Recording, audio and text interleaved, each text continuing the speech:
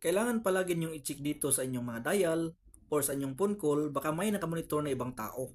Sa lahat ng mga tawag ninyo sa inyong mga kapamilya, mga katropa o mga kaibigan, or may nagbabasa sa inyong mga text. So kailangan i-check nyo palagi dito sa dial ng inyong mga cellphone or phone call ng ating mga cellphone. So paano nga ba? Sundan nyo lang ang video na ito. Unang-una, punta ka lang dito sa dial ng inyong mga cellphone or phone call. Tapos dito mga katropa, i-type nyo lang ang asterisk number sign 6 2 number sign. Pagkatapos i-call nyo mga katropa at pipili kayo dito ng SIM na gusto ninyo. SIM 1 or SIM 2. Paalala lang mga katropa, pwede ito sa lahat ng mga SIM. Smart, Talk and Text, Globe, TM, or ano pa man ang gamit ninyo. So i-dial nyo lang mga katropa. Tapos hintayin lang.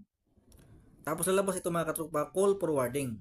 Nakalagay dito, voice not forwarded, data not forwarded, fax not forwarded, SMS not forwarded. Kapag nakalagay dito mga katropa lahat not forwarded, ibig sabihin ay walang nakamonitor sa inyong mga tawag o mga text. So kapag nakalagay dito mga katropa forwarded, ibig sabihin may nakakinig sa inyong mga tawag or mga text. Dito sa voice mga katropa, kapag nakalagay dyan forwarded, ibig sabihin kapag tumatawag ka sa inyong mga katropa, kapamilya, or mga kaibigan, may nakikinig na ibang tao or ibang cellphone.